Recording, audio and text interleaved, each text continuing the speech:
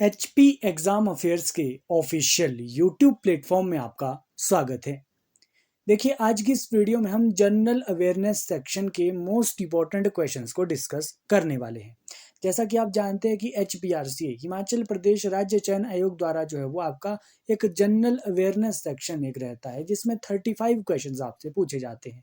Mix question आपसे उसमें पूछे जाते हैं। आपसे उसमें एचपीजी के, current affair, Indian GK, Hindi, English, reasoning और जनरल साइंस, ऐसे मिक्स क्वेश्चन आपसे आपसे जो है वो 35 क्वेश्चंस पूछे जाते हैं। उन उन क्वेश्चंस को जो है वो हम आज की इस वीडियो में डिस्कस करेंगे। मोस्ट इंपॉर्टेंट क्वेश्चंस को डिस्कस करेंगे ताकि और जो है वो सभी क्वेश्चन को हम डिटेल से डिस्कस करेंगे, ताकि आपका एक रिवीजन हो सके और आपको एक आइडिया लगे कि कैसे क्वेश्चन आपका एचपीआरसी आपके एग्जाम में जो है वो पूछ रहा है। ये आपका टेस्ट 5 होने वाला है। इससे पहले हम जो है वो 4 वीडियोस जो है वो 4 क्लासेस जो है हम ऑलरेडी इससे पहले ये जनरल अवेयरनेस सेक्शन पर जो है वो कर चुके हैं। अगर अभी तक आपने वो नहीं देखी है तो आप हमारे यूट्यूब चैनल पे देख सकते हैं। तो स्टार्ट करते हैं आज की क्लास को। आप जो अपना स्कोर भी एंड में बताना कि आपने आउट ऑफ 35 कितना स्कोर किया।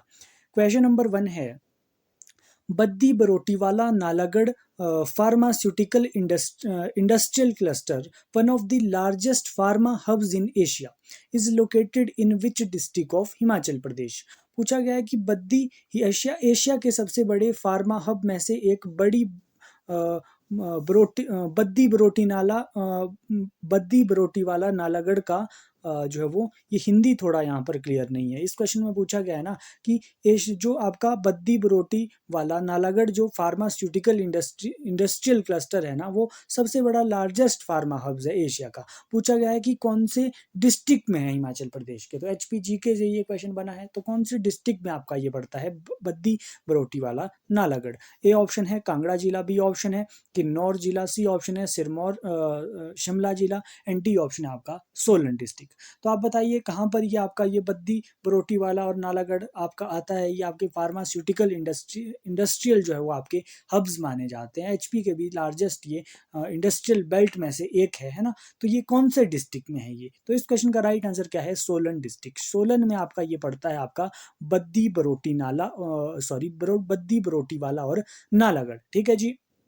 तो ये ध्यान रखना कहाँ पर है, बद्दी बरोटी वाला नालागढ़ सोलन डिस्ट्रिक्ट में। एक परमाणु भी आप नोट कर लीजिए, परमाणु भी आपका जो है वो ये सोलन डिस्ट्रिक्ट में देखने को मिलता है। तो यहाँ से हमने ये याद कर लिया। सोलन डिस्ट्रिक्ट की बात कर ही रहे हैं ना, तो सोलन डिस्ट्रिक्ट आप जानते हैं मशरूम सिटी के नाम से भी आपका सोलन को जाना जाता है। Mushroom city. एक आपका जो है वो सोलन को सिटी ऑफ रेड गोल्ड के नाम से भी जाना जाता है, क्योंकि टमाटर रेड गोल्ड आपकी टमाटर की वैरायटी है, क्योंकि टमाटर के लिए फेमस है आपका जो है वो सोलन। तो इसीलिए सिटी ऑफ रेड गोल्ड के नाम से भी सोलन को जाना जाता है। और क्या क्या हम यहाँ से सोलन के बारे में याद रखते हैं, जैसे कि मुझे एक याद आ रहा है आपका एक अंबुजा सीमेंट फैक्ट्री है।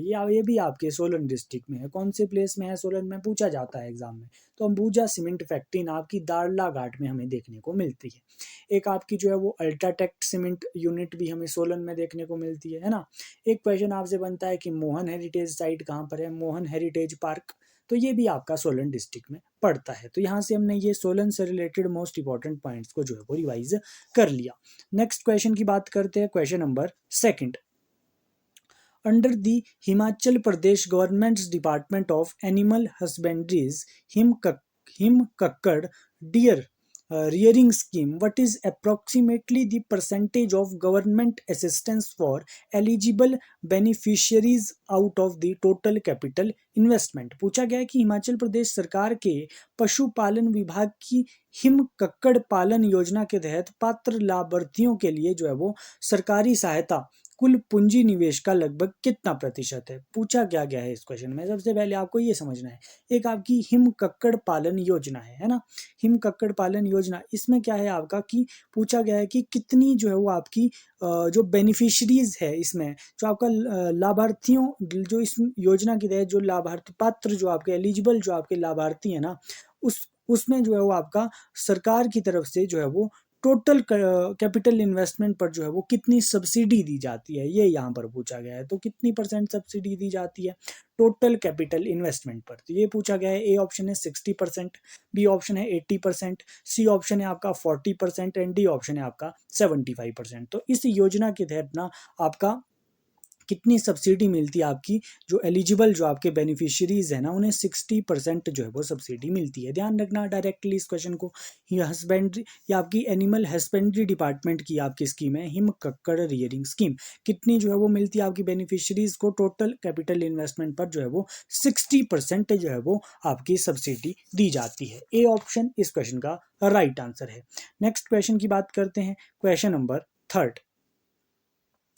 According to Government of India's Niti Aayog MPI Baseline Report 2021, which two districts of Himachal Pradesh have achieved the lowest rank in National Multidimensional Poverty Index। पूछा गया है कि भारत सरकार के नीति आयोग की MPI बेसलाइन रिपोर्ट 2021 के अनुसार हिमाचल प्रदेश के किन 2 जिलों ने राष्ट्रीय बहुआयामी गरीबी सूचकांक में जो है वो सबसे कम रैंक हासिल किया है। तो ये आपकी रिपोर्ट, आपकी जो है वो नीति आयोग, भारत की NITI Aayog, according to government of India's NITI Aayog MPI baseline report आपकी एक आई थी 2021 में, है ना। एमपीआई बेसलाइन रिपोर्ट के अनुसार 2021 में पूछा गया है कि कौन से 2 डिस्ट्रिक्ट है हिमाचल प्रदेश के जिन्होंने जो है वो लोएस्ट रैंक जो है वो हासिल किया है आपके national multi dimensional poverty index में। ये आपको बताना है एमपीआई में, नेशनल एमपीआई में जो है वो लोएस्ट रैंक जो है वो किसका है, ये पूछा गया है। ए ऑप्शन है यहाँ पर किन्नौर और हमीरपुर, बी ऑप्शन है कुल्लू और सोलन, सी ऑप्शन है चंबा और चिड़गांव, तो भैया डिस्ट्रिक्ट नहीं है यहाँ पर, चिड़गांव नहीं आएगा, ठीक है। डी ऑप्शन है कांगड़ा और मंडी। तो इस क्वेश्चन का राइट आंसर क्या होगा ना, तो इस क्वेश्चन का राइट आंसर है आपका चंबा और सिरमौर। चिड़गांव यहाँ पर मिसप्रिंट हुआ है, यहाँ पर सिरमौर आना चाहिए।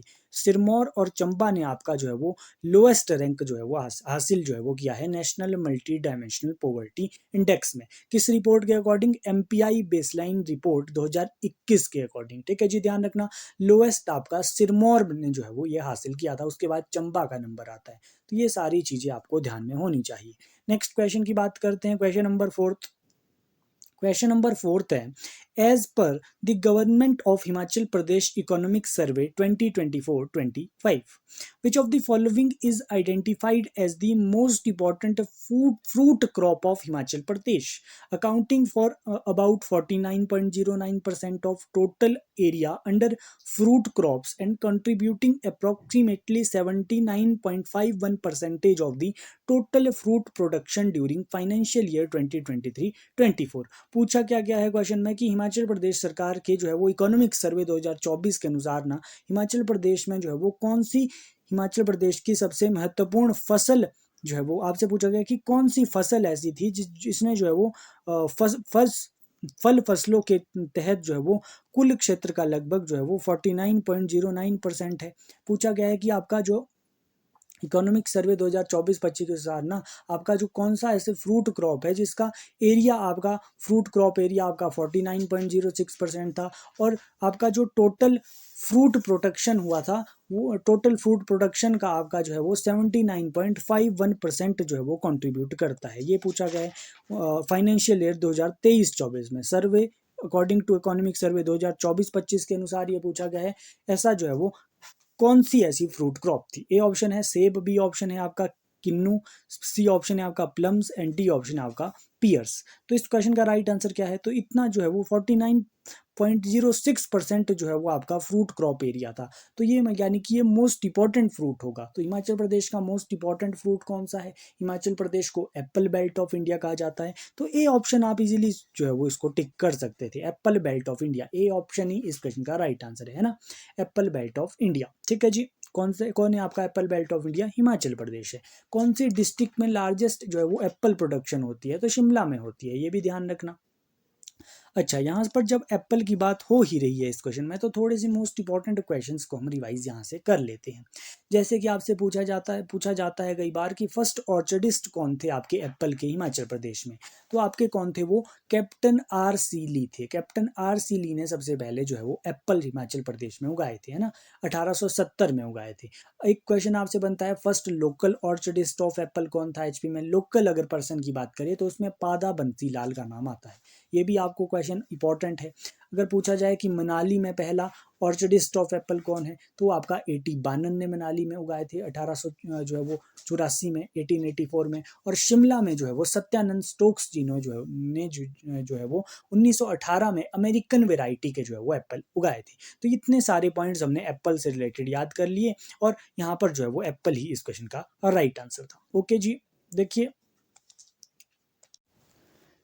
अगर जो है वो आप प्रेपरेशन कर रहे हैं ना HPRC के अपकमिंग एग्जाम की, जैसे HP पटवारी, JOAIT हो गया, पंचायत सेक्रेटरी की आप प्रिपरेशन कर रहे हो, या फिर आप हिमाचल प्रदेश पुलिस कांस्टेबल की प्रिपरेशन कर रहे हो, तो हम आपको कंप्लीट स्टडी मटेरियल और जो है वो टेस्ट सीरीज जो है वो न्यू आपके एग्जाम पैटर्न के अकॉर्डिंग जो है वो हम आपको टेस्ट सीरीज जो है वो प्रोवाइड कर रहे हैं, स्टडी मटेरियल आपको प्रोवाइड कर रहे हैं। यहाँ पर आपको व्हाट्सएप नंबर दिख रहा होगा 7018186561। कौन से एग्जाम की आप प्रिपरेशन कर रहे हो, उस एग्जाम का नाम आप लिखिए मैसेज में, हम आपको कंप्लीट स्टडी मटेरियल और टेस्ट सीरीज प्रोवाइड करेंगे। डेफिनेटली यहाँ से आपको जो है वो आपके अपकमिंग एग्जाम में हेल्प होगी। नेक्स्ट क्वेश्चन की बात करते हैं, question number 5। Which of the following interests does the state seek to promote under article 46 of Indian constitution? कि भारतीय संविधान के अनुच्छेद 46 के तहत जो है वो राज्य निम्नलिखित में से किन हितों को बढ़ावा देना चाहता है? आर्टिकल 46 के तहत जो है वो किसको जो है वो बढ़ावा देना चाहता है आपका जो है वो राज्य, ये पूछा गया है। ए ऑप्शन है political and cultural, B option है legal and administrative, C option है education and economic, D option है आपका रिलीजियस एंड सोशल। तो बताइए राज्य आपका किनको जो है वो आर्टिकल 46 के तहत बढ़ावा देता है? तो सबसे पहले ना आपको ऐसे क्वेश्चंस को करने के लिए आर्टिकल सारे याद होने चाहिए। आर्टिकल 46 कहता क्या है? आर्टिकल 46 ना एक DPSP है ना, directive principle of state policy है, जिसमें क्या है कि आर्टिकल 46 के तहत राज्य का कर्तव्य है कि वो जो है वो आपका SC ST और अदर वीकर सेक्शन को जो है ना वो एजुकेशनल और इकोनॉमिक हितों को जो है वो बढ़ावा दे। ये आपका राज्य का कर्तव्य है, ये आपका आर्टिकल 46 में लिखा है। तो यहाँ पर राइट आंसर क्या बनेगा? तो एजुकेशनल एंड इकोनॉमिक इस क्वेश्चन का राइट आंसर है, सी ऑप्शन बिल्कुल सही आंसर है। तो आपको अच्छे से सारे आर्टिकल पता होने चाहिए। ये आपका आर्टिकल 46 ना आपका DPSP में आता है, DPSP आपका पार्ट 4 में आता है। DPSP में आपके आर्टिकल्स 36 से 51 में आते हैं, है ना। DPSP जो है वो आपका नॉन जस्टिएबल आपके होते हैं, है ना, गैर न्यायोचित आपके होते हैं DPSP। और DPSP जो है वो हमने आयरलैंड के संविधान से हमने लिए थे, ठीक है जी। वैसे यहाँ से कुछ मोस्ट इंपॉर्टेंट आर्टिकल मैं आपको रिवाइज करवा देता हूँ, जैसे कि आर्टिकल 46 यहाँ पर पूछा था, वैसे आपसे आर्टिकल 44 पूछा जा सकता है, यूनिफॉर्म सिविल कोड, है ना, बहुत इंपॉर्टेंट है, पूछा जाता है कई बार। यूनिफॉर्म सिविल कोड जो है वो लागू करने वाला पहला स्टेट कौन सा था? तो गोवा था। इंडिपेंडेंस के बाद यूनिफॉर्म सिविल जो है वो कोड लागू करने वाला पहला स्टेट कौन सा था? तो उत्तराखंड था। आर्टिकल 45 की बात करें तो आर्टिकल 45 में कहा गया है कि 6 वर्ष तक के बच्चों की जो है वो प्रारंभिक देखभाल व शिक्षा जो है वो किसका कर्तव्य है? राज्य का कर्तव्य है। तो ये आर्टिकल 45 में लिखा है। तो ये सारे आर्टिकल्स आपको पता होने चाहिए DPSP में। नेक्स्ट क्वेश्चन की बात करते हैं, question number 6। Which system introduced by the British strengthened the power of landlords and created new social inequalities? कि ब्रिटिशरों द्वारा शुरू की गई किस प्रणाली ने जमींदारों की शक्ति को मजबूत किया और नई सामाजिक असमानताएं जो है वो पैदा की? पूछा गया कि ब्रिटिशरों ने ऐसी कौन सी प्रणाली जो है वो शुरू की जिससे जमींदारों की शक्ति जो है वो मजबूत हो गई? ए ऑप्शन है आपका सब्सिडियरी अलायंसेस, सहायक संधि बिल्कुल आपकी अंग्रेजों ने शुरू की है, क्या इससे जो है वो जमींदारों की शक्ति मजबूत हुई? ये आपको बताना है। रैयतवाड़ी सिस्टम आपका अंग्रेजों ने किया था, जमींदारी भी किया था, महलवाड़ी भी किया था। ये सारे सिस्टम ना अंग्रेज ही लाए थे, लेकिन जमींदारों को जो है वो सबसे ज्यादा मजबूत जो है वो जमींदार किससे हुए, ये आपको बताना है। तो इस क्वेश्चन का राइट आंसर आपका नेम से ही क्लियर है, जमींदारी सिस्टम। जमींदारी में क्या होता था आपका, ये सिस्टम आपका जो है वो जमींदारी सिस्टम आपका किसने स्टार्ट किया था? तो ये आपका लॉर्ड कॉर्नवालिस ने स्टार्ट किया था। जमींदारी सिस्टम को परमानेंट सेटलमेंट भी आपने पढ़ा होगा, तो परमानेंट सेटलमेंट भी कहते हैं आपका जमींदारी सिस्टम को। लॉर्ड कॉर्नवालिस ने ये स्टार्ट किया था बंगाल, बिहार, उड़ीसा में। कब किया था? 1793 में किया था। तो ये ध्यान रखना है ना। इसमें क्या होता था कि जमींदार होते थे, है ना, जमींदार जो होते थे ना वो टैक्स वसूला करते थे किसानों से। एक व्यक्ति होता था, उसे जो है वो ब्रिटिशर जो है वो जमींदार जो है वो घोषित करते थे, और वो उसका काम क्या होता था, टैक्स वसूल करना होता था। टैक्स अगर जो है वो किसान अगर नहीं देते थे तो उसकी ज़मीनें भी हड़पी जाती थी, है ना? किसानों का जो है वो बहुत शोषण होता था, तो जमींदार जो है वो जमींदारों की शक्ति जो है वो यहाँ से मजबूत हो गई थी। तो सी ऑप्शन ही इस क्वेश्चन का राइट आंसर है, जमींदारी सिस्टम। ठीक है जी। बाकी ऑप्शन जैसे ये भी मोस्ट इंपॉर्टेंट है, क्वेश्चन बनते हैं, पूछ रहा है आपका एचपीआरसी। जैसे आपका रैयतवाड़ी सिस्टम आपको पता होना चाहिए कि रैयतवाड़ी सिस्टम हेक्टर मुंडो और रीड द्वारा जो है वो आपका 1820 में मद्रास बम्बई में जो है वो स्टार्ट किया गया था। किसानों को जो है वो 50% टैक्स देना पड़ता था आपका कुल प्रोडक्शन का इसमें, है ना? इसमें जो है वो जमींदार जो है वो नहीं होते थे, डायरेक्ट गवर्नमेंट को ही टैक्स देते थे रैयतवाड़ी सिस्टम में। माहलवाड़ी सिस्टम भी आपको पता होना चाहिए, क्योंकि माहलवाड़ी सिस्टम भी ऑप्शन में है। माहलवाड़ी सिस्टम आपका 1822 में जो है वो हॉल्ट मैकेंजी द्वारा जो है वो स्टार्ट किया गया था। ये आपका नॉर्थ वेस्ट इंडिया में स्टार्ट किया गया था, है ना? तो इसमें महाल के आधार पर जो है वो आपका टैक्स देना होता था। महाल यानी कि गांव के आधार पर। ठीक है जी। तो ऐसे सिस्टम, ये संधियाँ जो है वो आपका जो है वो अंग्रेजों ने ये स्टार्ट किए थे। तो ये सारे आपको पढ़ने हैं, यहाँ से क्वेश्चन पूछ रहा है आपका एचपीआरसी। ठीक है जी। नेक्स्ट क्वेश्चन की बात करते हैं, question number 7। The Sundarban delta located in the lower reaches of the Bengal region is found by the Ganga together with which other major river. पूछा गया है कि बंगाल क्षेत्र के निचले भाग में जो है ना वो आपका सुंदरबन डेल्टा है। पूछा गया है कि गंगा के साथ जो है वो किस अन्य प्रमुख नदी द्वारा जो है वो ये निर्मित है। हम जो है वो अच्छे से बार बार रिवाइज करते भी रहते हैं कि आपका सुंदरबन डेल्टा पश्चिम बंगाल में है ना? और ये जो है वो आपका कौन सी दो नदियों से मिलकर ये बनता है, तो ये आपका गंगा और ब्रह्मपुत्र से बना है। गंगा तो आपका दिया है, दूसरी नदी पूछी है, तो सी ऑप्शन बिल्कुल सही आंसर है। जब आपने अच्छे से पढ़ा होगा ना तो टाइम नहीं लगेगा आपको आंसर करने में, और इजी क्वेश्चन आपसे पूछ रहे हैं। ठीक है जी। तो गंगा और ब्रह्मपुत्र नदियों द्वारा जो है वो ये मिलकर बनता है। इंडिया का ये सबसे बड़ा डेल्टा भी है, तो आपको पता होना चाहिए, है ना? यहाँ पर कुछ नदियाँ लिखी है, जैसे लूनी नदी है। लूनी नदी आपकी जो है वो आपकी अरावली से ये निकलती है ना, राजस्थान के आसपास ये बहती है, और ये जो है वो एकमात्र ऐसी नदी है ना जो ये समुद्र में ये नहीं गिरती है, लूनी नदी। ठीक है जी। यहाँ पर जो है वो कावेरी भी लिखा है। कावेरी आपका जो है वो कर्नाटक ब्रह्मगिरी से जो है वो ये उद्गम होती है। दक्षिण भारत की गंगा भी इसे कहा जाता है, आपने पढ़ा होगा, है ना? और ये जो है वो दक्षिण भारत की एकमात्र ऐसी नदी है जो पूरे 12 साल जो है वो ये बहती है, और बाद में ये जो है वो बे ऑफ बंगाल में ये जो है वो गिरती है ना? यहाँ पर नर्मदा नदी भी है। नर्मदा नदी आपकी अमरकंटक से निकलती है, मध्य प्रदेश से, है ना? और ये जो है वो सतपुड़ा और आपकी विंध्य पर्वत के बीच ये बहती है, रिफ्ट वैली से होकर ये बहती है, और अरेबियन सी में ये जाकर मिलती है। तो ये सारे पॉइंट आपको क्लियर होने चाहिए। तो यहाँ पर तो ऑप्शन आपका ब्रह्मपुत्र रिवर ही आपका सुंदरबन डेल्टा ब्रह्मपुत्र और गंगा नदी बनाती है, तो सी ऑप्शन बिल्कुल सही आंसर है। तो इस तरीके से आपको सभी क्वेश्चंस को रिवाइज करते रहना है। नेक्स्ट क्वेश्चन की बात करते हैं, question number 8। Which committee is known for determining the poverty line in India, constituted by the Planning Commission in June 2012। ठीक है जी। कि जून 2012 में जो है वो योजना आयोग द्वारा गठित भारत में गरीबी रेखा निर्धारित करने के लिए कौन सी समिति जो है वो जानी जाती है। ए ऑप्शन है रंगराजन कमेटी, बी ऑप्शन है आपका दांडेकर समिति, सी ऑप्शन है तेंदुलकर समिति, डी ऑप्शन है आपका लक्कड़वाला समिति। देखिए ये तीनों समिति आपका गरीबी रेखा से रिलेटेड थी, है ना? गरीबी रेखा से रिलेटेड थी। ये आपका दांडेकर समिति जो है वो ये आपका गरीबी रेखा से रिलेटेड नहीं थी, है ना?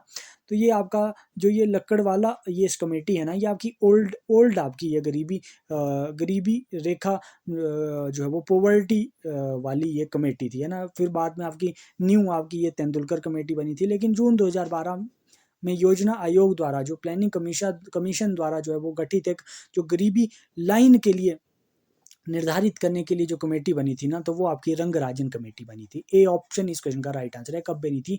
2012 में बनी थी। ध्यान रखना, इस क्वेश्चन को पूछा जाता है आपसे ये। ठीक है जी, रंगराजन कमेटी, ध्यान रखना इस क्वेश्चन को भी। ठीक है जी।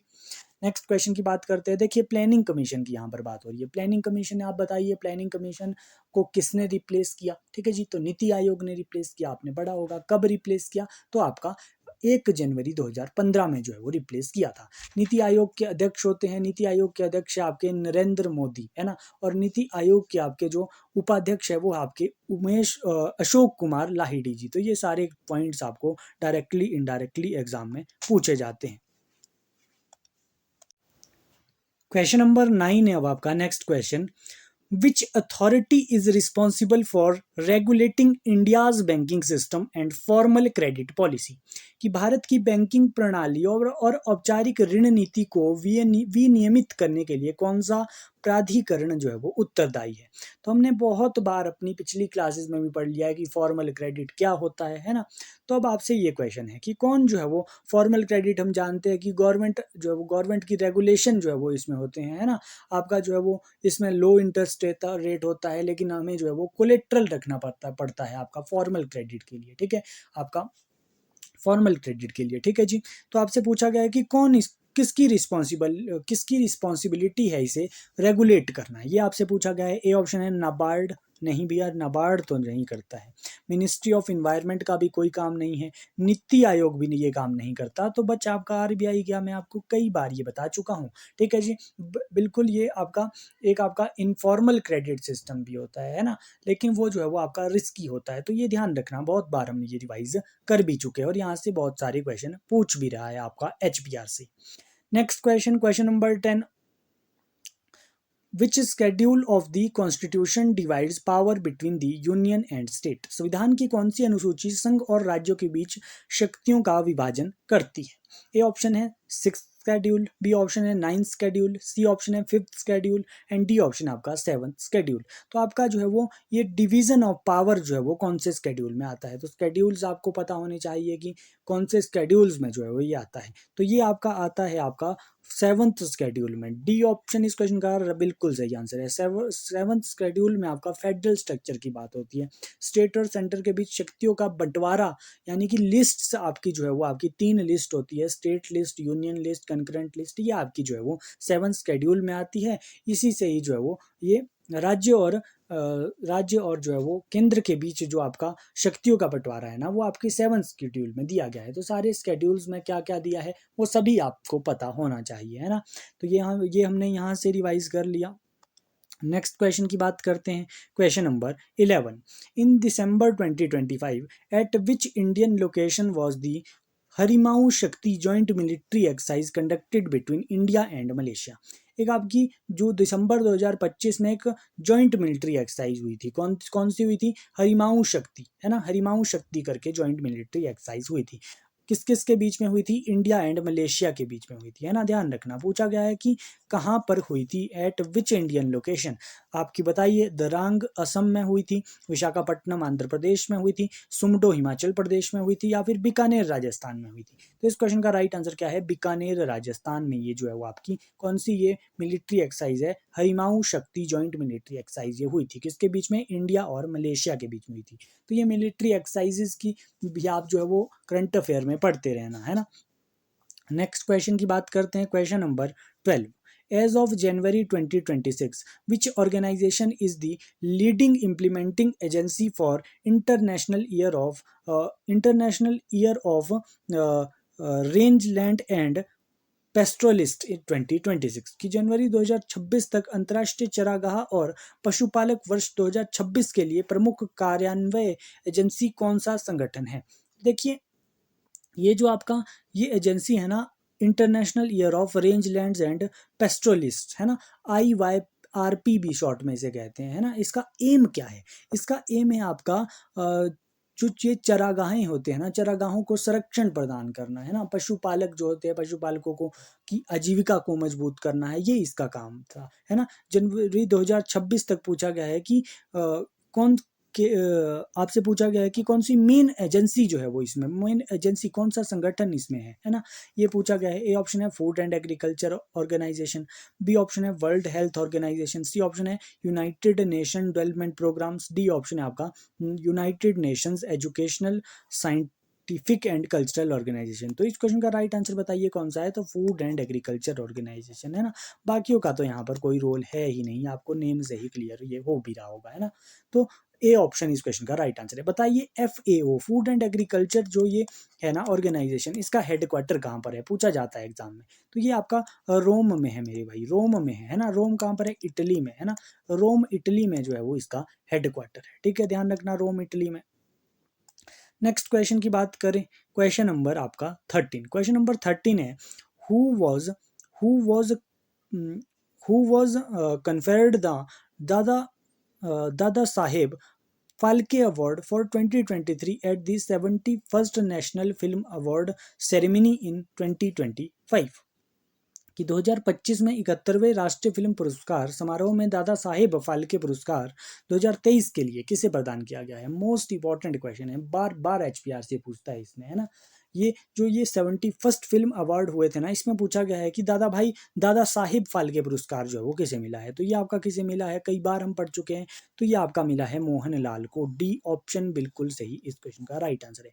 देखिए यहाँ से तो क्वेश्चन बना है आपका 71वें आपका नेशनल फिल्म अवार्ड से, लेकिन आपका 72 नंबर का भी जो है वो नेशनल फिल्म अवार्ड आपका दिया गया 18 जुलाई के आसपास। ये अभी ही ये जो है वो दिए गए 18 जुलाई को ये दिए गए, है ना, 2024 के लिए अब दिए गए हैं। उससे रिलेटेड भी अब आपके एग्जाम में ना 100% आपसे क्वेश्चन बनेगा ही बनेगा, क्योंकि यहाँ से क्वेश्चन बनते हैं और इंपॉर्टेंट क्वेश्चन रहते हैं। देखिए ये तो बात होगी आपके 71st की। तो 72 में आपसे क्या क्वेश्चन बनते हैं, उसमें क्वेश्चन आपसे पूछा जाएगा कि बेस्ट फिल्म कौन सी थी, है ना। तो बेस्ट फिल्म 2024 के लिए अवार्ड दिया गया है आपका आर्टिकल 370 को। लिख लीजिए आप, ये नोट कर लीजिए अगर आपने जो है वो ये पढ़ा नहीं है। बेस्ट फिल्म आपकी जो है वो 72nd नेशनल फिल्म अवार्ड में आपको बेस्ट फिल्म मिली है आर्टिकल 370 को। बेस्ट एक्ट्रेस आपकी यामी गौतम है। बेस्ट एक्टर आपके जो है वो कार्तिक आर्यन और मेमोटी, ये दोनों को दिया गया है। बेस्ट डायरेक्टर आपका राजकुमार पेरीसेमी को दिया गया है। बेस्ट हिंदी फिल्म आपका श्रीकांत को दिया गया है। बेस्ट कोरियोग्राफी आपको स्त्री 2 फिल्म को दिया गया है ना। बेस्ट म्यूजिक डायरेक्टर आपका शाश्वत सचदेव को दिया गया है। तो ये सारी लिस्ट ना आप याद कर लेना, यहाँ से एक क्वेश्चन आपके अपकमिंग एग्जाम में पूछा ही जाएगा, ठीक है जी। ये ध्यान रखना। नेक्स्ट क्वेश्चन की बात करते हैं, question number 14। What is the name of the engine developed by Godrej aerospace in November 2025 to Indian space research organisation ISRO for Gaganyaan. देखिए नवंबर 2025 में गोदरेज एयर स्पेस द्वारा गगनयान के लिए भारतीय अंतरिक्ष अनुसंधान इसरो को विकसित करने के लिए एक इंजन का नाम क्या है, को विकसित किए गए इंजन का नाम, है ना। एक जो है वो ये गगनयान मिशन था, है ना। गगनयान मिशन आप जानते हैं भारत का ये पहला मानव अंतरिक्ष मिशन था, है ना। इसमें क्या किया गया है कि आपका इंजन नेम आपको बताना है कि कौन सा इंजन जो है वो इसमें डेवलप किया गया है इस गगनयान मिशन के लिए। ए ऑप्शन है त्रिशूल इंजन, बी ऑप्शन है अग्नि इंजन, सी ऑप्शन है विश्वास इंजन, डी ऑप्शन है विकास इंजन। तो इस क्वेश्चन का राइट आंसर क्या है, विकास इंजन ये प्रिपेयर किया गया है गगनयान, ठीक है जी। इसरो की यहाँ पर बात हो रही है, इसरो द्वारा यह संचालित है आपका गगनयान मिशन, ध्यान में आपको होना चाहिए। इसरो का हेडक्वार्टर कहाँ पर है, तो ये बेंगलुरु में है, कर्नाटक में है। करंट इसरो के चेयरमैन कौन है, तो ये भी पता होना चाहिए, वी नारायणन थे। इससे पहले इसरो के चेयरमैन कौन थे, तो आपके एस सोमनाथ थे। तो ये सारे पॉइंट्स आपको ध्यान रखने चाहिए। और विकास इंजन जो है वो ये आपका बनाया गया था, डेवलप किया गया था किस लिए, मिशन गगनयान के लिए। तो ध्यान रखना नवंबर 2025 का ये करंट अफेयर था, ठीक है जी। नेक्स्ट क्वेश्चन की बात करते हैं, क्वेश्चन नंबर 15। देखिए अगर अब जो है वो आपसे साइंस के क्वेश्चन यहाँ पर पूछा गया है, लेकिन अगर आप प्रिपरेशन कर रहे हैं ना एचपीआरसी के अपकमिंग एग्जाम के, एचपी पटवारी, जेओआईटी या फिर पंचायत सेक्रेटरी की, या फिर आप पुलिस कांस्टेबल की प्रिपरेशन कर रहे हो, तो आपको यहाँ पर नंबर दिख रहा है 7018186561। यहाँ पर आप मैसेज कीजिए, हम आपको कंप्लीट टेस्ट सीरीज और स्टडी मटेरियल प्रोवाइड करेंगे। आपका लेटेस्ट एग्जाम पैटर्न के अकॉर्डिंग ये आपको मिलने वाली है। यहाँ से डेफिनेटली आपकी हेल्प होगी, आपसे जो है वो ऐसे ही क्वेश्चन उन टेस्ट सीरीज में, उस स्टडी मटेरियल में आपको मिलेंगे जैसे आपके एचपीआरसी आपके एग्जाम में पूछ रहा है, ओके जी। नेक्स्ट क्वेश्चन है question number 15। Which of the following can not be separated into simpler substance by heating और इलेक्ट्रोलाइसिस, की कौन सा इनमें से जो है वो कैन नॉट बी, नॉट पूछा गया है, कौन सा इनमें से ऐसा है जो सेपरेट नहीं होता है आपका सिंपलर सब्सटेंस में बाय हीटिंग और इलेक्ट्रोलाइज, यानी कि सेपरेट जो है वो नहीं होता है। ये ऑप्शन है सॉल्यूशन, सॉल्यूशन तो हो जाता है आपका सेपरेट, है ना, आपका हीटिंग से हो जाता है। एंड एलिमेंट, एलिमेंट आपका होता है जो एक तरीके से एटम से मिलकर बनता है, ये आपका सेपरेट नहीं होता है। तो इसलिए बी ऑप्शन ही बिल्कुल सही आंसर है इसमें। देखिए कंपाउंड भी आपका हो जाता है, मिक्सचर भी आपका हो जाता है, तो इसके अलग अलग मेथड्स होते हैं, केमिकल मेथड होते हैं, है ना, डिस्टिलेशन होता है, फ्रैक्शनल डिस्टिलेशन होता है ना। तो ये सारा, बट लेकिन एलिमेंट को जो है वो हम सेपरेट नहीं कर सकते, क्योंकि एक ही तरीके के एटम से मिलकर एलिमेंट बना होता है। टोटल एलिमेंट्स कितने हैं, तो टोटल एलिमेंट्स आप जानते हैं 118 है, तो ये ध्यान रखना। अच्छा, एक क्वेश्चन का आंसर आप कमेंट बॉक्स में बताइए कि आपका जो मॉडर्न पीरियोडिक टेबल है, मॉडर्न पीरियोडिक टेबल के फादर किसे कहा जाता है, कमेंट सेक्शन में आपका आंसर आना चाहिए, ठीक है जी। नेक्स्ट क्वेश्चन की बात करते हैं, क्वेश्चन नंबर 16 है। अब क्वेश्चन नंबर 16 है, how do healthy individuals commonly acquire and an ascaris infection से रिलेटेड बात की है। स्वस्थ व्यक्ति सामान्यतः एस्केरिस संक्रमण कैसे प्राप्त करता है? देखिए, ये एस्केरिस ना एक डिजीज है जो आपका इससे क्या होता है कि आपका ये जो है वो इससे जो अफेक्ट होता है ना ऑर्गन, वो आपका स्मॉल इंटेस्टाइन होता है। पूछा गया है कि कैसे ये आपका होता है। ये ऑप्शन है by bite of female mosquito vector, नहीं भैया, जिससे तो आपका मलेरिया होता है, आपका एस्केरिस नहीं होता है। बाय यूजिंग टॉवल क्लॉथ और कॉम्स, ऐसा भी नहीं है। बाय ब्रीदिंग कंटेमिनेटेड एयर, या फिर डी ऑप्शन है थ्रू कंटेमिनेटेड वाटर, वेजिटेबल और फ्रूट। बिल्कुल सही, डी ऑप्शन इस क्वेश्चन का राइट आंसर है। देखिए, स्मॉल इंटेस्टाइन से रिलेटेड प्रॉब्लम है तो आप जो है वो कोई जो है वो आप दूषित फल सब्जियों या फिर फलों के माध्यम से ये होता है पेट की दिक्कत स्मॉल इंटेस्टाइन में। तो ये बिल्कुल कॉमन सा क्वेश्चन है, डी ऑप्शन अगर आपको पता होता ना एस्केरिस से आपका कौन सा ऑर्गन आपका इफेक्ट होता है, स्मॉल इंटेस्टाइन होता है, तो आप इजीली इसको सॉल्व कर सकते थे। ठीक है जी। इसके प्रिवेंशन के लिए आपको जो है वो वॉश्ड आपको फ्रूट और वेजिटेबल खाने चाहिए, है ना। क्लीन वाटर ड्रिंक आपको पीना चाहिए, क्लीन वाटर, है ना। सैनिटेशन आपको होना चाहिए, है ना। और हैंड आपको वॉश करने चाहिए खाने से पहले। तो ये सारे इसके प्रिवेंशन है, तो ये ध्यान रखना। ठीक है जी। Next question, question number 17। What is the term used for combining capacity of the atoms of an element to form chemical compound?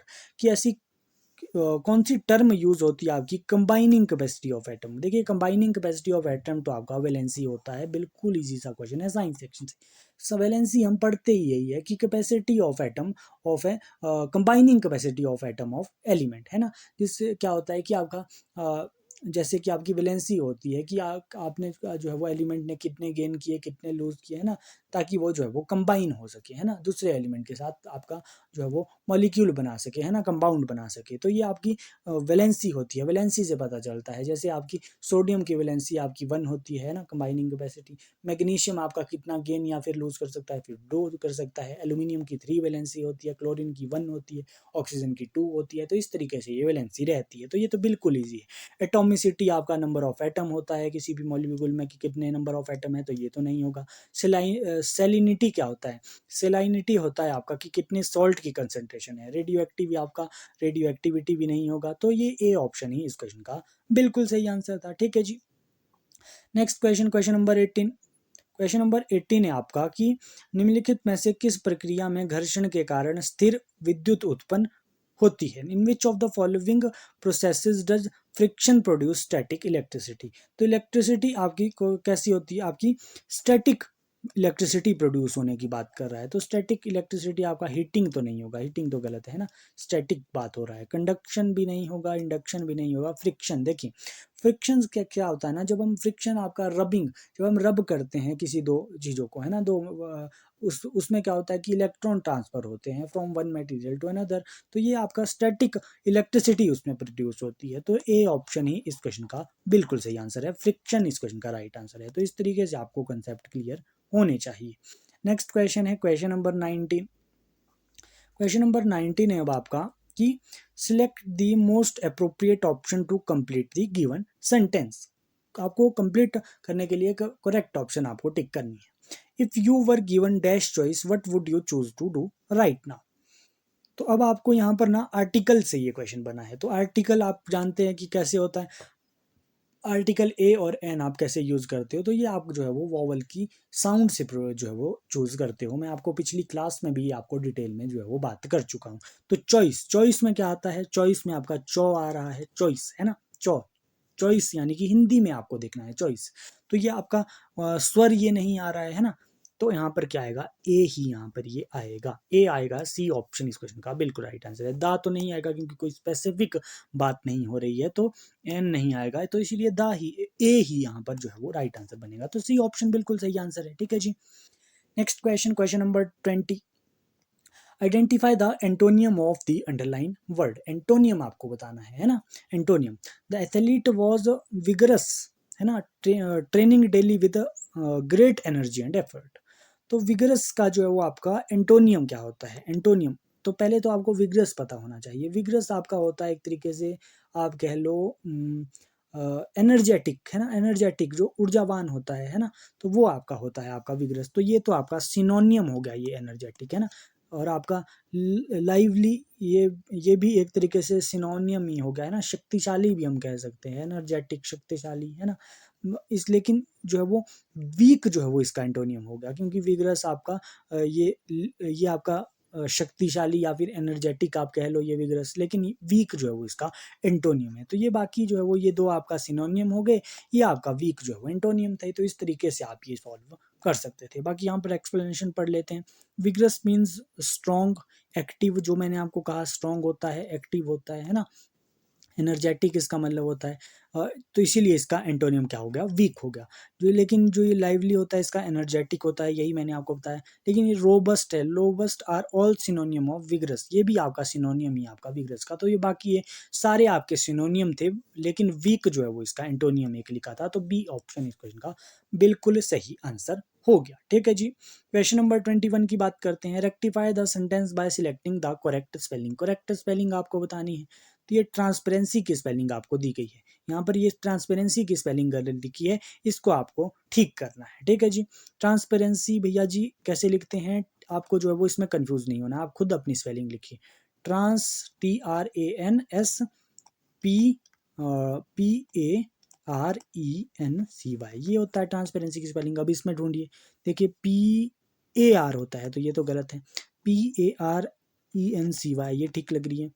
PAR ये तो गलत है, यहाँ पर ए लिखा है। ट्रांसपेरेंसी ये और ये तो बिल्कुल सेम लग रही है, मुझे कोई दिक्कत है यहाँ पर। TRANSPARENCY, बी और डी इसमें दोनों ठीक है, बी और डी दोनों ठीक है। ठीक है जी, बी और डी इसमें दोनों ठीक है, तो ये दोनों से है वो सही आंसर है। बाकी ये दो आपकी गलत है। ठीक है, इसका आंसर देख लेते हैं। ट्रांसपेरेंसी बिल्कुल, ये बी और डी ना दोनों लिखी है, और ये दोनों सेम ही से स्पेलिंग लिखी है, इसलिए दोनों ये इसका राइट आंसर हो सकता था। ठीक है जी, तो ये बी और डी इस क्वेश्चन का बिल्कुल सही आंसर है। Next question, question number 22। Replace the bracket segment with the correct idiom. Correct idiom आपको बतानी है जो ब्रैकेट में लिखी है। He was trying to explain the situation but she, अब आपका ब्रैकेट स्टार्ट हो गया, but she ignored him and refuse to listen और पे अटेंशन। इग्नोर कर दिया उसको, एंड रिफ्यूज टू लिसन, और सुनना जो है वो रिफ्यूज कर दिया है ना, उसका सुना भी नहीं और उसके ऊपर जो है वो ध्यान भी नहीं दिया है ना, तो ये किया। तो इसके लिए आपको इडियम देखना है। Look the other way. Look the other way आपका क्या होता है, लुक द अदर वे का मतलब तो आपका कि अनदेखा करना है एक तरीके से, तो हम कह सकते हैं ये हो सकता है ये आंसर है ना। लेकिन लुक द अदर वे का मतलब ना एक तरीके से गलत काम को अनदेखा करना होता है, लुक द अदर वे है ना, ये हम कह सकते हैं। टर्न्ड अ डीफ ईयर का मतलब क्या होता है कि किसी की बात को जानबूझकर जो है वो किसी की बात पर ध्यान नहीं देना। तो ये भी बिल्कुल सही लग रहा है मुझे तो, बल्कि ज्यादा बेटर बी ही है। बाकी ऑप्शन भी पढ़ लेते हैं। Kept her card close to her chest, भैया इसका मतलब तो सीक्रेट रखना होता है, कि अपना सीक्रेट जो है वो अपने जो है वो रखना है ना, किसी बात को जो है वो सीक्रेट रखना, ये इसका मतलब होता है। बार्क्ड अप एंड रोंग ट्री, इसका क्या मतलब होता है, इसका मतलब होता है कि bark up the wrong tree, bark up the wrong tree यानी कि गलत दिशा में प्रयास करना, bark up the wrong tree. तो ये तो नहीं है, तो बी ऑप्शन ही इस क्वेश्चन का राइट आंसर है। ठीक है जी, मैंने आपको ये सारे बता दिए। ईडियम्स ना आपको जब भी यहाँ से ना एचपीआर से आपके ईडियम से बहुत सारे क्वेश्चन बन रहा है। ईडियम्स वन वर्ड सब्सटीट्यूशन, आज से ही हर रोज जो है वो 5-5 ईडियम्स जो आप अपने पास नोट करते रहिए, उनको प्रैक्टिस करते रहिए। यहाँ से यहाँ आपसे 2-3 क्वेश्चन तो आप 100% लिख लीजिए। यहाँ से एचपीआर से idioms and one word substitution से क्वेश्चन पूछ रहा है, और बार बार एग्जाम में पूछ रहा है। ठीक है जी। Question number 23, select the option as a substitute for the bracket word segment. देखिए आ भी गया, मैंने आपको कहा वन वर्ड सब्सटीट्यूशन अब आपको करना है। और यहाँ से ये ना हर बार हर सेक्शन में मैं देख रहा हूँ कि यहाँ से क्वेश्चन पूछ रहा है, चाहे आप लेटेस्ट एग्जाम ले लीजिए, सीबीएसई के एग्जाम ले लीजिए जो आपके हुए हैं हाल ही में, वहाँ पर भी ये क्वेश्चन बन रहे हैं। तो ये ऐसा है कि आपको रोज रोज ये पढ़ने पड़ेंगे, 4-5 आप रोज पढ़िए, ईडियम्स पढ़िए, वन वर्ड सब्सटीट्यूशन पढ़िए, हो जाएगा आपका। ठीक है जी। इंडिविजुअल यहाँ पर लिखा है, he refuse to drink school at parties to avoid any form of in indulgence. He is a या फिर an individual who deliberately refrain from certain pleasure और इंटेलिजेंसेस। ठीक है जी। क्या हुआ कि he refuse to drink alcohol, उसने जो है वो एल्कोहल पीने के लिए जो है वो ड्रिंक करने के लिए जो है वो पार्टी में मना किया। And avoid any form of indulgence, कुछ भी गलत काम करने के लिए उसने क्या कर दिया, रिफ्यूज कर दिया। ही इज उसने वो क्या है कि इंडिविजुअल वो कैसा है, who is individual who deliberately reference from certain pleasure और इंडल्जेंसेस। क्या है कि एक तरीके से वो ऐसा व्यक्ति है कि जो किसी गलत चीज़ से जो है वो, जैसा शराब हो गया, कोई नशा हो गया, उससे वो जो है वो परहेज करता है एक तरीके से। ऐसे इंसान को क्या कहते हैं, वो यहाँ पर पूछा गया है। एब्स्टेनर कहते हैं, एपिक्योर कहते हैं, हेडोनिस्ट कहते हैं, टेम्परेट कहते हैं, तो उसे एब्स्टेनर कहते हैं। ध्यान रखना, एब्स्टेनर। ए ऑप्शन इस क्वेश्चन का बिल्कुल सही आंसर है। बिल्कुल एब्स्टेनर उसे कहते हैं। Abstainer is someone who refrains from the indulgences specially alcohol. ठीक है जी, जो आपसे बचता है आपका ऐसी चीज़ें करने से। ठीक है, क्वेश्चन नंबर 24 देखते हैं। The positions of how many letters will remain unchanged if each letter in word प्रावर्ल्ड is arranged in the English alphabet order. देखिए, ये जो आपका वर्ड दिया गया ना, इसको आपको अरेंज करना है, और पूछा गया है कि कितने जो है वो अरेंज करने के बाद अनचेंज्ड आपके रह जाते हैं आपके लेटर की, उसी पोजीशन में आपके अनचेंज्ड लेटर जो है वो उसी पोजीशन में कितने लेटर रहते हैं, वो आपसे पूछा गया है। देखिए, इंग्लिश अल्फ़ाबेट के अकॉर्डिंग आपको ये अरेंज करना है। तो ये एक तरीके से रीजनिंग टाइप आप समझ लीजिए क्वेश्चन। तो सबसे पहले क्या आएगा यहाँ पर, कौन सा आपको दिख रहा है, डी आएगा सबसे पहले, है ना। प्रो इसमें जो वर्ड है ये डी आएगा सबसे पहले इंग्लिश अल्फ़ाबेट के अकॉर्डिंग। उसके बाद ई मुझे दिख रहा है, उसके बाद यहाँ पर एल आएगा, उसके बाद यहाँ पर एल के बाद तो यहाँ पर ओ आएगा, उसके बाद आपका पी आएगा, आर आएगा और डब्ल्यू आएगा। अब बताइए कौन कितने ऐसे लेटर है जो अनचेंज्ड रहे। पी के बदले डी आया तो ये नहीं है, आर के बदले ई आया ये भी नहीं है, ओ के बदले आर आया तो ये भी नहीं है, डब्ल्यू के बदले ओ आया तो ये भी जो है वो चेंज हो गया, एल के बदले पी आया ये भी चेंज हो गया, ई के बदले आर आया ये भी चेंज हो गया, डी के बदले डब्ल्यू आया। तो भैया जी ऐसा कोई वर्ड ही नहीं है जो अनचेंज रहा। तो क्या ऑप्शन इस क्वेश्चन का राइट आंसर बनेगा, नन। बी ऑप्शन बिल्कुल सही आंसर है। तो ये रीजनिंग सेक्शन तो बड़े इजी क्वेश्चन आपसे पूछ रहा है, तो बी ऑप्शन, कोई भी लेटर जो है वो अनचेंज्ड जो है वो नहीं रहा, सारे चेंज हो गए। तो ठीक है, बी ऑप्शन इस क्वेश्चन का बिल्कुल सही आंसर है। देखिए, अगर आप प्रिपरेशन कर रहे हैं ना एचपीआरसी के अपकमिंग एग्जाम के, एचपीजेओआईटी, या फिर आप पंचायत सेक्रेटरी की प्रिपरेशन कर रहे हैं, पटवारी की प्रिपरेशन कर रहे हैं, या फिर आप पुलिस कांस्टेबल की प्रिपरेशन कर रहे हैं, हम आपको कंप्लीट टेस्ट सीरीज और स्टडी मटेरियल जो है वो देंगे। यहाँ पर व्हाट्सएप नंबर है 7018186561। यहाँ पर आप मैसेज कीजिए, कंप्लीट स्टडी मटेरियल और टेस्ट सीरीज आपको मिलेगा। यहाँ से आपकी जो है वो बेनिफिट आपको होगा, हेल्प होगी आपकी आपके अपकमिंग एग्जाम को जो है वो क्रैक करने में। ठीक है जी, क्वेश्चन नंबर 25 है, रोगी डैश पानी नहीं पिया जाता। आपको बताना है यहाँ पर उपयुक्त कारक यहाँ पर चुनते हैं। देखिए, कारक से भी आपके हर पेपर में मैं देख रहा हूँ यहाँ से क्वेश्चन बन रहे हैं। कारक, रोगी क्या है भैया, रोगी डैश पानी नहीं पिया जाता है। यहाँ पर नहीं की बात हो रही है, यानी कि निषेध की बात हो रही है ना। निषेध हम कहाँ पर पढ़ते हैं, निषेध ना हम कहाँ पर पढ़ते हैं, अलगाव और निषेध हम जो है वो अपादान कारक में पढ़ते हैं। ध्यान रखना, अपादान कारक में पढ़ते हैं। कारक को अच्छे से पढ़ लेना कि छोटी छोटी प्रॉपर्टी भी आपकी होती है ना, तो वो आ जाती है। अपादान जैसे निषेध, ये आपका पता नहीं होता है कई स्टूडेंट्स को कि निषेध आपका अपादान में आता है। तो यहाँ पर ना कई कर देते हैं कि रोगी ने पानी नहीं पिया जाता है ना, क्योंकि इसको कर्ता समझ देते हैं रोगी को। नहीं, यहाँ पर ना निषेध आपका अपादान कारक में आता है। तो इसीलिए कर्ता ने कर्म को कर्ण से संप्रदान को के लिए अपादान से जुदाई आता है। तो से आएगा यहाँ पर, रोगी से पानी नहीं पिया जाता। तो सी ऑप्शन इस क्वेश्चन का बिल्कुल सही आंसर है। तो इस तरीके से आपको ये क्वेश्चन करने हैं कारक के। ठीक है जी, नेक्स्ट क्वेश्चन की बात करते हैं। क्वेश्चन नंबर 26, यह फूल बहुत कोमल है, रेखांकित शब्द के लिए उपयुक्त पर्यायवाची शब्द चुने। कोमल के लिए आपको जो है वो उपयुक्त आपको पर्यायवाची शब्द बताना है। कोमल क्या होता है मेरे भाई, यह फूल बहुत कोमल है। ख्याति तो प्रसिद्ध होता है, ये नहीं है। कपटी तो धोखेबाज होता है। माया भी नहीं होगा। नाजुक इस क्वेश्चन का बिल्कुल सही आंसर है कि यह फूल बहुत नाजुक है, कोमल है, एक ही बात है, पर्यायवाची है ये दोनों। डी ऑप्शन बिल्कुल सही आंसर है। नेक्स्ट क्वेश्चन नंबर 27, निम्नलिखित में से कौन सा विनियोग है, कि कौन सा जो है वो इनमें से विनियोग है। ए ऑप्शन है आपका निजी क्षेत्र से ये ना इक्विटी है, इक्विटी का कुछ हिस्सा खरीदना। विनियोजन होता है आपका डिसइन्वेस्टमेंट जैसा आप आजकल सरकार कर रही है, डिसइन्वेस्टमेंट कर रही है, प्राइवेट सेक्टर को बेच रही है सारी चीजें। निजी क्षेत्र से इक्विटी का कुछ हिस्सा खरीदना, ये तो आपका इन्वेस्टमेंट हो गया भैया, ये डिसइन्वेस्टमेंट नहीं हुआ। महिला श्रमिकों से इक्विटी का कुछ हिस्सा खरीदना, ये भी नहीं है, ये भी आपका इन्वेस्टमेंट एक तरीके से हो गया। विदेशों से इक्विटी का कुछ हिस्सा खरीदना, ये भी आपका इन्वेस्टमेंट है। लेकिन सार्वजनिक क्षेत्र से उपक्रम की इक्विटी को कुछ हिस्सा जनता को बेचना ही आपका डिसइन्वेस्टमेंट होता है, विनियोग होता है। तो डी ऑप्शन इस क्वेश्चन का बिल्कुल राइट आंसर बन गया। ठीक है जी, ध्यान रखना इस क्वेश्चन को, डी ऑप्शन बिल्कुल सही आंसर है। क्वेश्चन नंबर 28 है, वर्तनी की दृष्टि से दिए गए वाक्य के किस अंश में त्रुटि है? त्रुटि कहाँ पर है? हम सबको अपने पर्यावरण को सुरक्षित और स्वच्छ रखने का प्रयास करना चाहिए। देखिए त्रुटि कहाँ पर है, वर्तनी की दृष्टि से बोला गया, यानी कि स्पेलिंग एरर है। पर्यावरण तो ऐसे ही लिखते हैं, स्वच्छ भी ऐसे ही लिखा जाता है, सुरक्षित भी ऐसे ही लिखा जाता है, प्रयास भी ऐसे ही लिखा जाता है। मुझे तो कोई त्रुटि यहाँ पर नजर आ नहीं रही है मेरे भाई।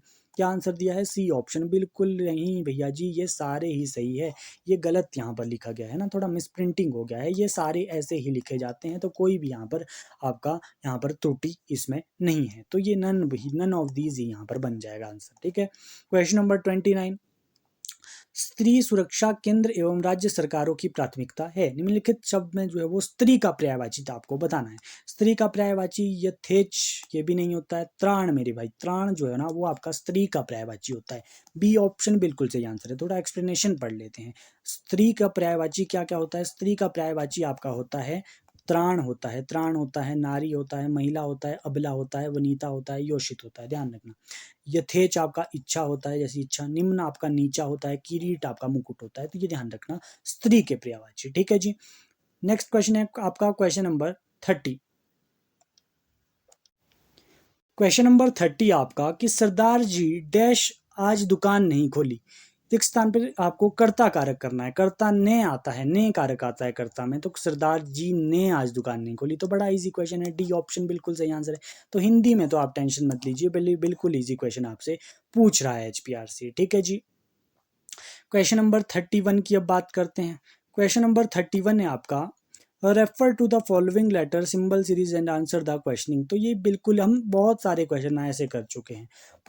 पूछा क्या गया है इस क्वेश्चन में, how many such symbols are these each of which is immediately preceded by a letter and also immediately followed by a symbol। कि ऐसे आपको जो है वो क्या बताने हैं, ऐसे आपको सिंबल बताने हैं जिसके पहले जो है वो लेटर आता है और बाद में जो है वो आपका जो है वो सिंबल आता है। तो ऐसे कौन कौन से आपके ऐसे सिंबल है? देखिए पहले क्या आता है, पहले आपका लेटर आता है, तो पहले लेटर यहाँ पे भी नहीं है, यहाँ पर भी नहीं है। सिंबल आपको देखने हैं, सिंबल पहले लेटर बाद में आपका सिंबल आता है, तो ए भी नहीं है ना। पहले लेटर बाद में सिंबल, एक तो ये हमें मिल गया। दूसरा जो है वो हमें पहले लेटर बाद में सिंबल, ये मिल गया। तीसरा कोई दिख रहा है आपको कि पहले जो है वो लेटर बाद में जो है वो आपका सिंबल? तो ऐसा हमें नहीं दिख रहा है ना, नहीं दिख रहा है ऐसा कोई। तो 2 ही इस क्वेश्चन का राइट आंसर है, 2 ऐसे सिंबल है मेरे भाई। तो बी ऑप्शन इस क्वेश्चन का राइट आंसर है। तो इतने इजी क्वेश्चन आपसे पूछ रहा है आपका HPRC, टू ऑप्शन इस क्वेश्चन का राइट आंसर है ना, दो ऐसे हमें नजर आ रहे हैं। क्वेश्चन नंबर 32 है, what should come in place of question mark in the given series based on the English alphabet order. ठीक है जी, कौन सा जो है वो इनमें से आएगा? ये कुछ पैटर्न होगा इसमें, जैसे एम के बाद यहाँ पर क्यू आ रहा है, तो यानी कि एम के बाद क्यू अगर आ रहा है तो आपका NOPQ, यानी कि +4 का गैप मैं तो देख पा रहा हूँ। क्यू के बाद यू आ रहा है तो PQRSTU, यानी कि +4 का गैप ही मैं यहाँ पर ये सारे में देख पा रहा हूँ। पी के बाद TRP QRST, यानी कि +4 का पैटर्न मैंने तो यहाँ पर पकड़ लिया। अब देखिए YBA है, YBA के बाद आपको +4 करना है। Y के बाद +4 करोगे तो क्या आएगा? C आएगा। B के बाद +4 करोगे तो क्या आएगा? CDEF, F आएगा। A के बाद करोगे तो E आएगा। मेरे भाई कौन सा राइट आंसर है? C ऑप्शन बिल्कुल सही आंसर है। तो ये आपका अपना प्रेजेंस ऑफ माइंड है कि आप कितने जल्दी आप लॉजिक को पहचानते हो वहां पर। लेकिन ईजी क्वेश्चन है ना, इतना डिफिकल्ट नहीं है रीजनिंग सेक्शन। क्वेश्चन नंबर 33 है, refer to the following series and answer the question that follows. Counting to be done from left to right आपको काउंटिंग करनी है। और पूछा गया है कि how many such even digit are there each of which is immediately followed by odd digit and also immediately preceded by odd digit. पूछा गया है कि ऐसे कितने ऑड इवन नंबर है जो जिसके पहले ऑड आता है और बाद में भी ऑड आते हैं। तो सबसे पहले ऑड, इसके पहले ऑड नहीं है ना, ये तो नहीं है, ये आपका इवन है। 8 इसके बाद इवन है, 8 के पहले ऑड है, बाद में भी ये एक ही आपका 8 हो गया। दूसरा आपका जो है वो 4 आपको नजर आ रहा है, इसके पहले भी ऑड है बाद में भी ऑड है। बाकी नेक्स्ट इवन आपका 6 है, इसके पहले भी ऑड है, बाद में भी ऑड है। 2 आपको नज़र आ रहा है, इसके पहले भी ऑड है, बाद में भी ऑड है। 4 आपको नज़र आ रहा है, इसके पहले भी ऑड है, बाद में भी ऑड है। आपका 6 है, इसके पहले तो ऑड है लेकिन बाद में नहीं है, इसलिए हम ये नहीं लेंगे। 8 इवन है लेकिन इसके पहले इवन है, तो ये भी नहीं लेंगे। 6 यहाँ पर आपको नज़र आ रहा है, पहले भी ऑड है, बाद में भी ऑड है, और बाकी तो यहाँ पर इवन है ही नहीं लिखे हुए। कितने ये है? 8 आपका है, 4 दूसरा 2 3 4 5 6, मुझे तो यहाँ पर 6 नज़र आ रहे हैं। तो 6 अगर नज़र आ रहे हैं ना, एक बार फिर से मैं देख लेता हूँ। 1 2 3 4 5 6, क्या कोई और भी है? क्या कोई और भी है यहाँ पर? आपका जो है वो देखिए, एक 1 1 तो आपका ऑड है, तो ये तो नहीं आएगा। तो आपका 6 इस क्वेश्चन का राइट आंसर है मेरे अकॉर्डिंग। 6 क्या यहाँ पर है? 6 देखिए, यहाँ पर ऑप्शन है 3, 3 नहीं है, 2 नहीं है, मोर देन 3 है, 6 है मेरे अकॉर्डिंग। तो मोर देन 3 ही इस क्वेश्चन का राइट आंसर बन गया। तो बिल्कुल ईजी है, इसमें तो कोई घबराने वाली बात ही नहीं है। इतने ईजी ऑप्शन दे दिए, 6 भी नहीं दिया, मोर देन 3 दिया, तो सी ऑप्शन बिल्कुल सही आंसर है। हमने तो 6 निकाल दिया है ना। क्वेश्चन नंबर 34 है आपका, in a certain code language. आपका ये a minus B means a is a wife of b, a greater less than b means A is mother of B. आपके जो है वो ब्लड रिलेशन का क्वेश्चन है, और ऐसा क्वेश्चन ना मैं अपनी पिछले टेस्ट 4 में आपको करवा चुका हूँ। तो ये आपका होमवर्क क्वेश्चन आज का रहने वाला है। ये आप बताओगे इस कोड में जो है वो क्या जो है वो इसका आंसर बनने वाला है। ए ऑप्शन है वाइफ, बी ऑप्शन है सिस्टर, सी ऑप्शन है मदर्स मदर, डी ऑप्शन है मदर। तो ये आपका आंसर आना चाहिए। पिछली क्लास में मैं सेम तरीके का क्वेश्चन ये करवा भी चुका हूँ। तो ये आज का ये आपका होमवर्क क्वेश्चन है, तो आपका कमेंट आना चाहिए कि होमवर्क क्वेश्चन का आंसर ये है। ठीक है जी, मैं आपके कमेंट जो है वो चेक करूंगा। नेक्स्ट क्वेश्चन आपका क्वेश्चन नंबर लास्ट है आज का, question number 35। Based on the English alphabetical order, 3 of the following 4 letter clusters pair are like in a certain way and thus form a group. Which of the one that does not belong to that group? आपको 4 pair यहाँ पर दिख रहे हैं, लेकिन 3 जो है ना यहाँ पर एक पैटर्न फॉलो कर रहा है, लेकिन एक पेयर यहाँ पर पैटर्न एक फॉलो नहीं कर रहा है। तो कौन सा ऐसा पेयर आपको छानना है जो आपका अलग है 3 से। ठीक है जी, तो ये आपको बताना है। तो W से A अगर मैं जाता हूँ, W XYZ A, तो यहाँ पर +4 मैं नोट कर रहा हूँ। Y से C में जाऊँगा तो Y ZABCD, तो 4 का पैटर्न यहाँ पर फॉलो हो रहा है। Q से U जाऊँगा, PQ QRSTU, तो यहाँ पर भी 4 का हो रहा है। S से W में भी 4 का हो रहा है, SUV। ठीक है। O से S PQ, तो O से S आपका हो रहा है, ये भी आपका हो रहा है +4। QRSTU, तो ये भी +4 हो रहा है। यहाँ पर चेक करते हैं Y से भी आपका ZAB, लेकिन यहाँ पर तो 3 का हो रहा है ना। A से G भी आपका जो है वो ये +4 का नहीं हो रहा है, तो अलग तो यहाँ पर D ही नज़र आ रहा है। बाकी सब में जो है वो +4 का हो रहा है, लेकिन यहाँ पर डी ऑप्शन में जो है वो कोई +4 का जो है वो सीक्वेंस फॉलो नहीं हो रहा है, इसीलिए डी ऑप्शन ही इस क्वेश्चन का राइट आंसर है। आई होप आपको ये सारे क्वेश्चन समझ आए होंगे कि कैसे हमने ये रीजनिंग के क्वेश्चन सॉल्व किए। ओके जी, तो ये थी आज की वीडियो। आज हमने जो है वो मोस्ट इंपॉर्टेंट जनरल अवेयरनेस के 35 क्वेश्चंस को जो है वो डिस्कस कर लिया। ठीक है जी, देखिए अगर आपको वीडियो पसंद आ रही है तो वीडियो को लाइक कीजिए और ज़्यादा से ज़्यादा वीडियो को शेयर कीजिए, ताकि मैक्सिमम लोगों के यहाँ से जो है वो आपकी मैक्सिमम स्टूडेंट्स के यहाँ से आपके HPRCA के एग्ज़ाम में आपकी जो है वो हेल्प हो सके।